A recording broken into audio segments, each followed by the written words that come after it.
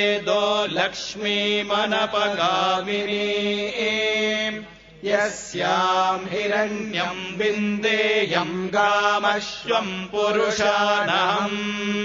अश्वपूर्वाम् रथमध्याम् हस्तिनादप्रमोदिनीम् श्रियम् देवीमुपक्वये श्रीर्मा देवेजुषताम्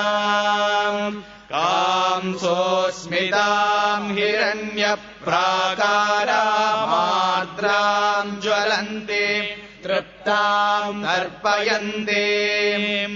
पद्मे स्थिताम् पद्मवर्णाम् तामिहोपक्वये श्रियम् चन्द्राम् प्रभासाम् यशसा ज्वलन्तीम् श्रियम् लोके देवजुष्टामुदारा